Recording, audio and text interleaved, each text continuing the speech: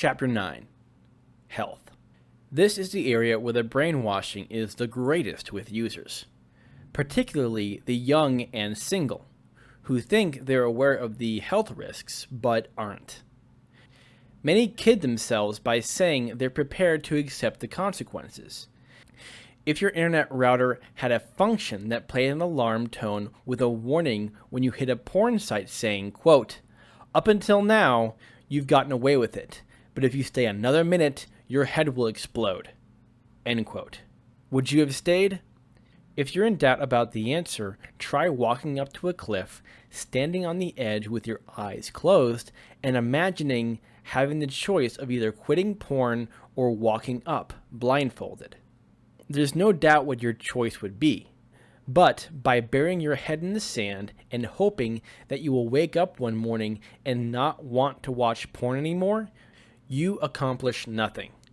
Users cannot allow themselves to think of the health risks. If they do, the addiction's illusory enjoyment goes as well. This explains why shock treatments are so ineffective in the first stages of quitting. It's only non-users who bring themselves to read about the destructive brain changes. Take this common conversation with users, generally younger ones. Me: why do you want to stop?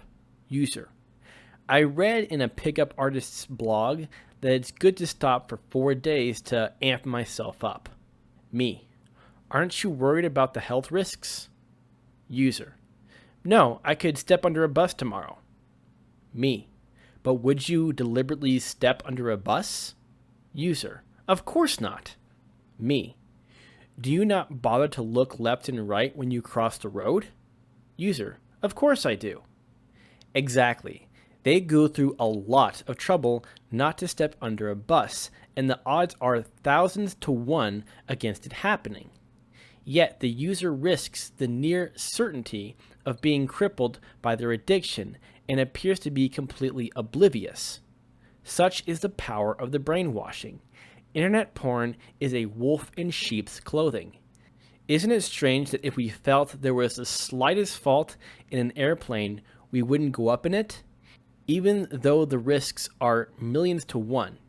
Yet, we take more than a 1 in 4 certainty with porn and are apparently oblivious to it? What does the user get out of this? Absolutely nothing. Another common myth is depression or peevishness. Many younger people aren't worried about their health because they don't suffer any of the depression or melancholy. The depression or stress isn't the disease, it's a symptom. Younger people in general don't feel the irritability or depression created due to their body's natural ability to produce more dopamine. As they age or their lives encounter serious setbacks, their already depleted resources are overworked, and they will experience full-blown symptoms. When older users feel stressed, depressed, or irritated, it's because nature's fail-safe mechanisms are protecting the nervous system from excessive dopamine flooding through trimming receptors. The user also develops other neurological changes that keep them in the rut. Think of it this way. If you had a nice car and allowed it to rust without doing anything about it, that would be pretty stupid. It would quickly become an immovable heap of rust, incapable of transporting you anywhere. However, it wouldn't be the end of the world, and it's only a question of money. But your body is the vehicle that carries you through life. We all say that our health is our greatest asset. Ask any sick millionaire. Most of us can look back on an illness or accident in our lives where we prayed to get better. By being a porn user, you're not only letting the rust get in and doing nothing about it, you're systematically destroying the one vehicle used to go through your entire life. Wise up. You don't have to do this. Remember, it's doing absolutely nothing for you. Just for a moment, take your head out of the sand and ask yourself that if you knew with certainty that your next session would start a process that would make you utterly unresponsive to someone you deeply love, would you continue using? Speaking to the people this happens to, they certainly didn't expect it would happen to them either. And the worst thing isn't the disease itself, but the knowledge that they have brought it on themselves. Try to imagine how people who have hit the button feel. For them, the brainwashing is ended. They spend the remainder of their lives thinking, quote, "Why did I kid myself for so long that I needed to masturbate to internet porn? If only I had the chance to go back." End quote. Stop kidding yourself. You have that chance. It's a chain reaction. If you engage in the next porn session, it will lead you to the next one, and the next. It's already happening to you. Easy Peasy promises no shock treatment, so if you have already decided that you're going to stop, the following won't be shocking for you. If you haven't, skip the remainder of this chapter and come back to it once you've read the rest of this book. Volumes upon volumes of research have already been written about the damage internet porn causes to our sex lives and mental well-being. The trouble is that until deciding to stop, they don't want to know. Forums and mentor groups are a waste of time because porn puts the blinders on. If inadvertently read, the first thing they do is to open their favorite tube site. Porn users tend to think of the happiness, stress, and sex hazards as a hit-and-miss affair, like stepping on a landmine. Get it into your head. It's already happening. Every single time you open your porn site, you're triggering dopamine flooding, and opioids get to work. The neural water slides are greased and the ride takes you smoothly through the next steps, your brain having already given in to the script. The nervous system is now flooded by dopamine, and since it's the umpteenth time, dopamine receptors close up and the little monster uses this slight dip in pleasure compared to the last time to drive you further over the red line to more shocking porn or behavior in order to release more dopamine. More novelty, more dopamine, and the little monster tells you to keep going. So many pictures and videos in a single session triggers a supernormal stimulus, injecting more chemicals into the brain and driving you to continue. The entire time, your receptors are receiving information to shut down in response to the flooding. Orgasm only increases this effect and leads to withdrawal. You're in denial since the little monster craves for its fix with no real pain and discomfort.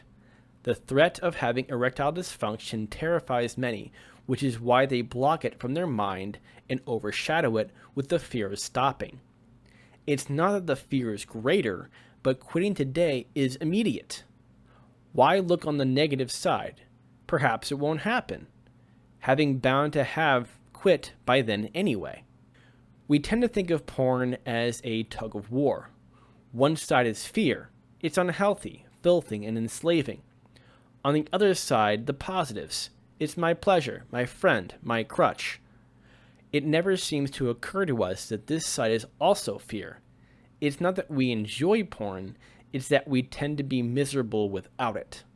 Heroin addicts deprived of heroin go through misery, but picture the utter joy when they're finally allowed to plunge a needle into their vein and end that terrible craving. Try to imagine how anyone could actually believe they get pleasure from sticking a hypodermic syringe into a vein. Non-heroin addicts don't suffer that panic feeling, and heroin doesn't relieve the feeling. It causes it. Non-users don't feel miserable if they aren't allowed to use porn. It's only users that suffer that feeling. Internet porn doesn't relieve the feeling, it causes it. The fear of the negative consequences doesn't help users quit, likening the feeling to walking through a minefield. If you get away with it, fine. But if you were unlucky, you stepped on a mine and faced the consequences. If you knew the risks and were prepared to take them, what did it have to do with anyone else? Addicts in this state typically develop the following evasive tactics. Quote, "You'll eventually get old and lose your sexual prowess anyway," end quote. Of course you do, but sexual prowess isn't the point. We're talking slavery here. Even if that's the case, is that a logical reason for deliberately cutting yourself short? Quote, quality of life is more important than just living, end quote. Precisely. Are you suggesting that the quality of life of an addict is greater than someone who isn't addicted? Do you really believe the quality of a user's life is better than a non-user's? A life spent burying their head in the sand and being miserable doesn't sound like a pleasant one. Quote, I'm single and not planning to settle down in the future, so why not? End quote.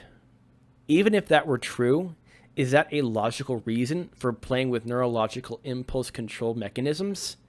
Can you possibly conceive of anyone being stupid enough to strip naked whenever they're alone, regardless of how sure they aren't expecting anyone? That's what porn users effectively do.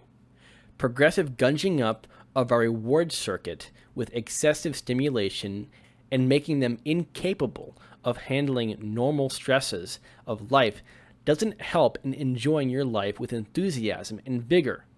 Porn and masturbation has replaced the natural sexual appetite, like a chocolate bar replacing real food. Unsurprisingly, many doctors and psychologists are now relating various mental health problems to psychological causes. The mainstream medical community has labored that porn has never been scientifically proven to be the direct cause of the issues reported by self-confessing individuals. But admitting one's sexual inability in public is such a shame-triggering event.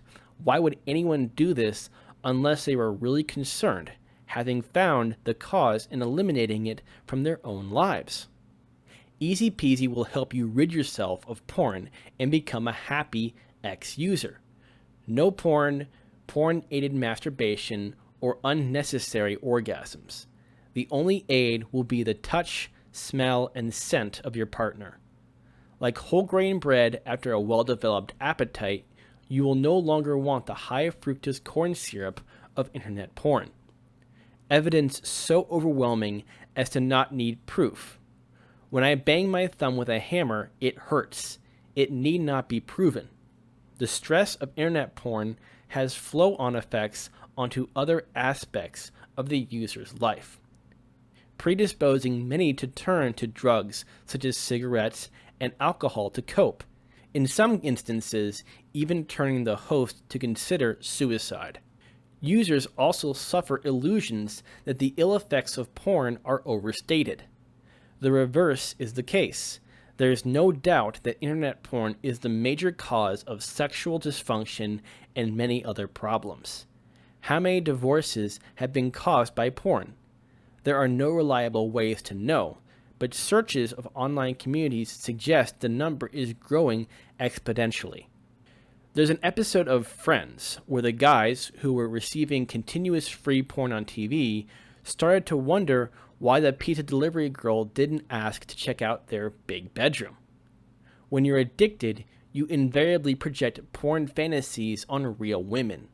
Imagine what careless or even accidental porn exposure on the darker sides of the internet might do to someone already at a tipping point in their life. Fighting against these porn-induced thoughts will be a major drain on their mental health. Here's another thought experiment.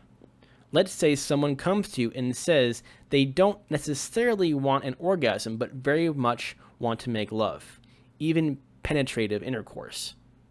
They want to do it for as long and as far as you can go without an orgasm. But if it happens, then it's fine.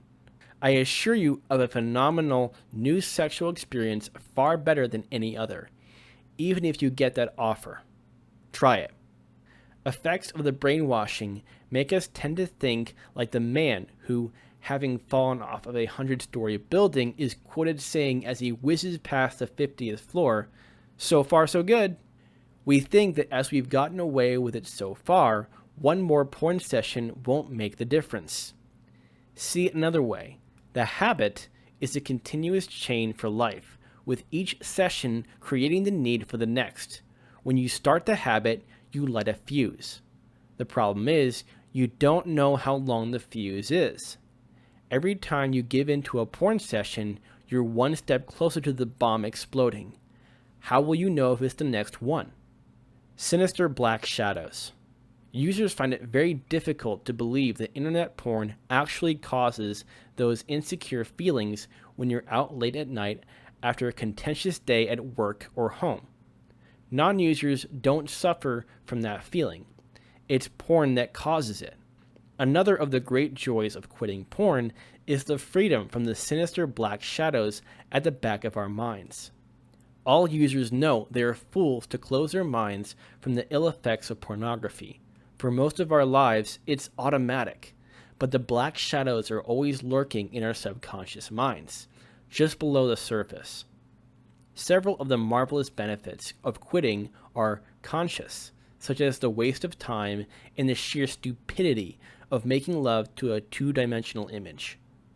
The last chapters have dealt with the considerable advantages of being a non-user, but in the interests of fairness, it's necessary to give a balanced account.